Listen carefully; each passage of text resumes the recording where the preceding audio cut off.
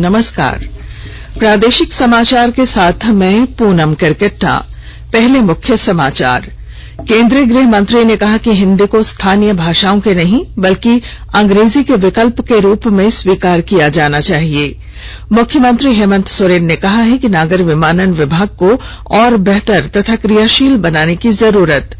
झारखंड सरकार का फैसला, रामनवमी पर धार्मिक यात्रा अब रात 10 बजे तक निकाली जा सकेगी। आज जारी होगी नई गाइडलाइन। और आईपीएल में कल लखनऊ सुपर जायंट्स ने दिल्ली कैपिटल्स को 6 विकेट से हरा दिया। और अब समाचार विस्तार से। केंद्रीय गृह मंत्री अमित शाह ने कहा है कि अब राजभाषा को देश की एकता का महत्वपूर्ण माध्यम बनाने का समय आ गया है। गृह मंत्री ने कहा कि हिंदी को स्थानीय भाषाओं के नहीं बल्कि अंग्रेजी के विकल्प के रूप में स्वीकार किया जाना चाहिए। गृह मंत्री कल नई दिल्ली में संसदीय राजभाषा समिति की 37वीं बैठक की अध्यक्षता कर रहे थे। इस अवसर पर उन्होंने राष्ट्रपति को समिति की रिपोर्ट का 11वां खंड भेजे जाने की स्वीकृति दी।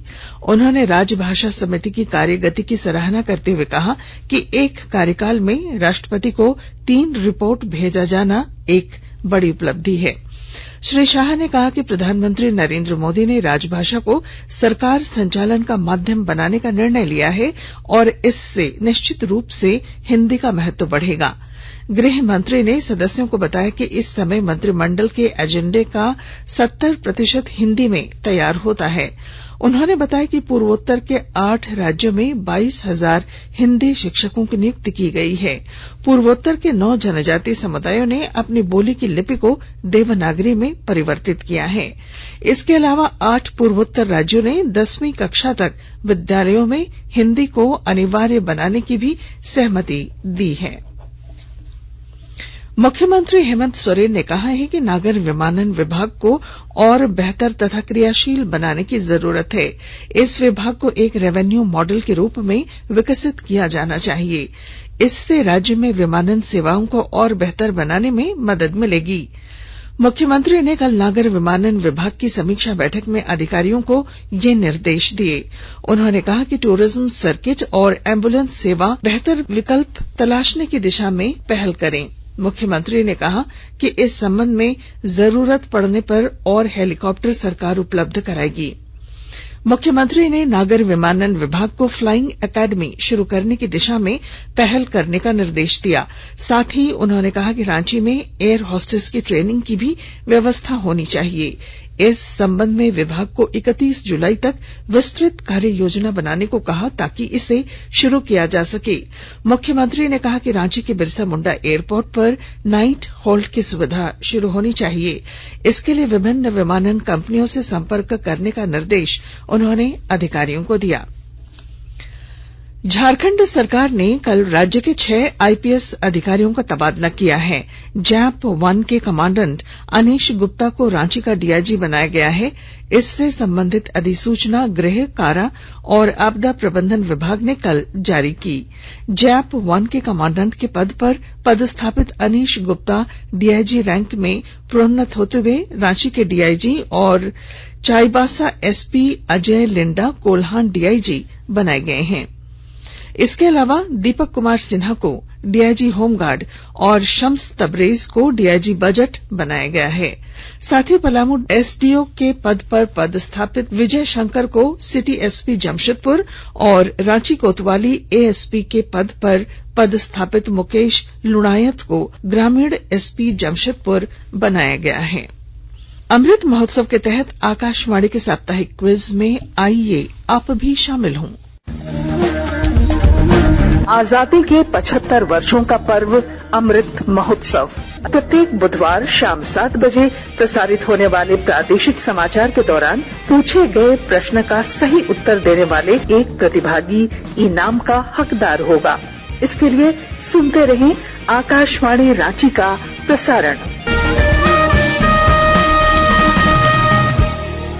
कोविन पोर्टल ने एक नई सुविधा शुरू की है जिससे लाभार्थियों को टीकाकरण प्रमाण पत्र पर टीकाकरण तिथि सही कराने में मदद मिलेगी। स्वास्थ्य और परिवार कल्याण विभाग में अपर सचिव विकासशील ने कल शाम नई दिल्ली में संवाददाताओं से कहा कि इस सुविधा से कोविन पर वैक्सीनेशन रिकॉर्ड अद्यतन कराने में देरी के कारण असावधानीवश होने वाली त्रुटियां भी दूर की जा सकेंगी। उन्होंने बताया कि यह विकल्प कोविन पोर्टल पर टीकाकरण तिथि संशोधन के रूप में उपलब्ध कराया गया है। इस पर सही तिथि का दस्तावेजी प्रमाण अपलोड करके टीकाकरण तिथि सही कराई जा सकेगी। श्री विकासशील ने बताया कि इस प्रकार के सभी अनुरोध संबंधित जिले के जिला टीकाकरण अधिकारी को भेजे जाएंगे, जो मामले की जरूरी छानबीन कर मुद्दे का समाधान करेंगे। इसके बाद सही तिथि के साथ वैक्सीनेशन सर्टिफिकेट डाउनलोड किया जा सकेगा। सैन्य आयुध कोर आज अपना 247वां स्थापना दिवस मना रहा है। वर्ष 1775 में 8 अप्रैल को आयुध बोर्ड की स्थापना के साथ यह अस्तित्व में आया था। इस कोर का दायित्व सेना के लिए विशाल और जटिल आयुध भंडार के प्रबंधन और साजो सामान की आपूर्ति का है। आयुध सेवा महानिदेशक लेफ्टिनेंट जनरल RKS कुशवाहा ने आकाशवाणी के लिए विशेष संदेश में कहा कि आयुध कोर ने हाल के समय में आधुनिकीकरण और प्रौद्योगिकी क्षेत्र में महत्वपूर्ण प्रगति की है। आकाशवाणी के ताजा तरीन समाचारों के लिए आप हमारी वेबसाइट newsonair.com पर लॉग ऑन कर सकते हैं। ताजा समाचार Twitter handle @AIR News Alerts और Facebook page all India radio news पर भी उपलब्ध है। आप प्रादेशिक समाचार एकांश के ट्विटर हैंडल @AIR News _ और फेसबुक, इंस्टाग्राम पेज तथा YouTube channel AIR News Ranchi पर भी हमारे बुलेटिन सुन सकते हैं। प्रादेशिक समाचार आप आकाशवाणी रांची से सुन रहे हैं और अब पेश हैं कोरोना से बचाव के कुछ संदेश। कोविड-19 से बचाव और सुरक्षित रहने के 3 उपाय। मास्क लगाएं, 2 गज दूरी है जरूरी, सुरक्षित दूरी रखें, हाथ और मुंह साफ रखें।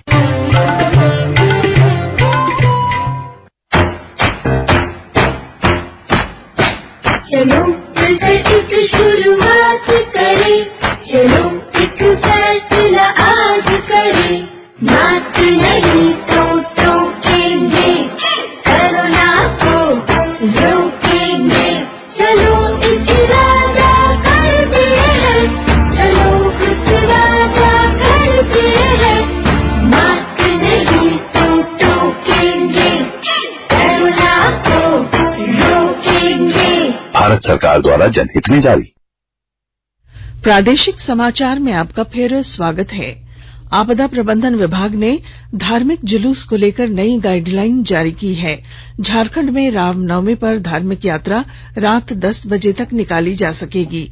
सरकार ने विभिन्न संगठनों की मांग को देखते हुए धार्मिक यात्रा निकालने का समय बढ़ाने का निर्णय लिया है। आपदा प्रबंधन विभाग आज नई गाइडलाइन जारी करेगा। नई गाइडलाइन के अनुसार धार्मिक जुलूस की समय सीमा शाम 6 बजे से बढ़ाकर रात 10 बजे तक कर दी गई है। कोविड-19 को लेकर रांची में 2 साल तक रामनवमी और इससे जुड़े आयोजन पूरी तरह से बंद थे। इस बार सरकार से आयोजन की अनुमति तो मिली, लेकिन शाम 6 बजे के बाद जुलूस का आयोजन नहीं करने के बाद श्री महावीर मंडल के लिए परेशानी हो रही थी, जो अब समाप्त हो गई। पूर्वी सिंहभूम जिले में रामनवमी को देखते हुए जिला प्रशासन की ओर से सुरक्षा के व्यापक इंतजाम किए गए हैं। इसके साथ ही शांति समिति की बैठक आयोजित कर धार्मिक संगठनों से सहयोग की अपील की गई है। पेश है हमारे संवाददाता की खास रिपोर्ट। सिंहभूम जिले में रामनवमी की तैयारी पूरी कर ली गई है। रामनवमी में 7 ड्रोन कैमरे से जमशेदपुर शहर के विभिन्न हिस्से पर नजर रखी जाएगी। उपायुक्त विजया जाधव एवं SSP डॉक्टर M तमिलवानन ने रामनवमी में विधि व्यवस्था एवं शांति व्यवस्था बनाए रखने के लिए 322 दंडाधिकारी एवं पुलिस फोर्स की प्रतिनियुक्ति की है। 36 थानों को 13 सुपर जोन में बांटते हुए 13 सुपर जोन दंडाधिकारी, 29 जोनल दंडाधिकारी, 280 स्टैटिक दंडाधिकारी की प्रतिनियुक्ति की है। उपायुक्त एवं एवं एसएसपी ने यह प्रतिनियुक्ति 9 अप्रैल से 12 अप्रैल तक की है। 11 अप्रैल को सभी देसी एवं विदेशी शराब दुकान बंद रखने, 9 अप्रैल से 12 अप्रैल तक जिला नियंत्रण कक्ष 24 घंटे कार्यरत रहने, विसर्जन जुलूस के रूट में सत्यापन का निर्देश दिया गया है। राजेश कुमार लालदास, आकाशवाणी समाचार, जमशेदपुर। आपराधिक कांड के अनुसंधान को लेकर सजा दिलाने तक के लिए special crime investigation and prosecution unit CIPU का गठन किया गया है। राज्य पुलिस की सीआईडी ने सीआईपीयू के गठन का प्रस्ताव पुलिस मुख्यालय को भेजा था। इस प्रस्ताव पर सहमति मिल चुकी है। डीजीपी नीरज सिन्हा के आदेश से सीआईपीयू के गठन संबंधी आदेश को गुरुवार को जारी किया गया। सीआईपीयू के तहत जिला और राज्य के स्तर पर पदाधिकारियों की तैनाती होगी। उदीयमान सूर्य को अर्घ्य देने के साथ ही लोक आस्था का महापर्व छठ पूजा कल 4 दिवसीय अनुष्ठान के बाद हर्षोल्लास के साथ संपन्न हुआ। उदीयमान सूर्य को अर्घ्य देने के साथ लोगों ने इस महापर्व का समापन किया। आईपीएल कल खेले गए आईपीएल के मैच में लखनऊ सुपर जायंट्स ने दिल्ली कैपिटल्स को 6 विकेट से हरा दिया है। नवी मुंबई के डीवाई पाटिल स्टेडियम में दिल्ली कैपिटल्स की 150 रन की चुनौती का पीछा करते हुए लखनऊ सुपर जायंट्स ने क्विंटन डिकॉक के 80 रन की मदद से 19 ओवर और 4 गेंदों में 4 विकेट खोकर 155 रन बनाए। क्विंटन डिकॉक को प्लेयर ऑफ द मैच घोषित किया गया। लखनऊ सुपर जायंट्स के कप्तान केएल राहुल ने 24 रन बनाए। दिल्ली कैपिटल्स के लिए कुलदीप यादव ने 2 विकेट जबकि ललित यादव और शार्दुल ठाकुर ने 1-1 विकेट लिए। इससे पहले लखनऊ सुपर जायंट्स ने टॉस जीतकर गेंदबाजी करने का फैसला किया। दिल्ली कैपिटल्स ने पहले बल्लेबाजी कर 20 ओवर में 3 विकेट पर 149 रन बनाए। उसकी ओर से पृथ्वी शॉ ने सर्वाधिक 61 रन की पारी खेली। कप्तान ऋषभ पंत ने 39 और सरफराज खान ने 36 रन बनाए। लखनऊ सुपर जायंट्स के लिए रवि बिश्नोई ने 2 विकेट जबकि के गौतम को 1 विकेट मिला। आईपीएल में आज शाम 7:30 बजे मुंबई के ब्रेबॉर्न स्टेडियम में पंजाब किंग्स का सामना गुजरात टाइटंस से होगा। बैडमिंटन पीवी सिंधु और Kidambi Srikanth Korea open badminton tournament में अपने अपने वर्ग के क्वार्टर फाइनल में पहुंच गए हैं। प्री क्वार्टर फाइनल में सिंधु ने जापान की आया ओहोरी को जबकि श्रीकांत ने इजराइल के जिल्बरमैन को पराजित किया। क्वार्टर फाइनल में कल सिंधु का सामना थाईलैंड की बुसानान ओंग ब्रामंगफान से और श्रीकांत का सामना कोरिया के सोनवान से होगा। पुरुष डबल्स में सात्विक साईराज रंकी रेड्डी और चिराग शेट्टी की जोड़ी भी क्वार्टर फाइनल में पहुंच गई है। और अब अंत में अखबारों की सुर्खियां। राज्य से प्रकाशित होने वाले लगभग सभी अखबारों ने विधानसभा स्पीकर द्वारा विधायक बंधु तिर्की की सदस्यता समाप्त किए जाने की खबर को प्रमुखता से प्रकाशित किया है। हिन्दुस्तान की सुर्खी है रामनवमी पर अब रात 10 बजे तक निकाल सकेंगे जुलूस। प्रभात खबर लिखता है बंधु तिर्की की विधायकी खत्म करने पर स्पीकर ने दी मंजूरी। दैनिक भास्कर की सुर्खी है कांग्रेस के 4 विधायकों ने अपने मंत्रियों के खिलाफ मोर्चा खोला, कहा राहुल गांधी से करेंगे शिकायत। दैनिक जागरण लिखता है इमरान को झटका, पाक की नेशनल असेंबली बहाल। रांची एक्सप्रेस मुख्यमंत्री हेमंत सोरेन के हवाले से लिखता है एक सूत्र में बांधते हैं सरना स्थल। अंग्रेजी अखबार द टाइम्स ऑफ इंडिया और हिंदुस्तान टाइम्स ने संसद के बजट सत्र अनिश्चितकालीन के स्थगित किए जाने की खबर को अपने पहले पन्ने पर जगह दी है। और अब अंत में मुख्य समाचार एक बार फिर। केंद्रीय गृह मंत्री ने कहा कि हिंदी को स्थानीय भाषाओं के नहीं बल्कि अंग्रेजी के विकल्प के रूप में स्वीकार किया जाना चाहिए। मुख्यमंत्री हेमंत सोरेन ने कहा है कि नागर विमानन विभाग को और बेहतर तथा क्रियाशील बनाने की जरूरत। झारखंड सरकार का फैसला रामनवमी पर धार्मिक यात्रा अब रात 10 बजे तक निकाली जा सकेगी। आज जारी होगी नई गाइडलाइन। और आईपीएल में कल लखनऊ सुपर जायंट्स ने दिल्ली कैपिटल्स को 6 विकेट से हराया। और इसके साथ ही आकाशवाणी रांची से प्रादेशिक समाचार का ये बुलेटिन समाप्त हुआ। नमस्कार।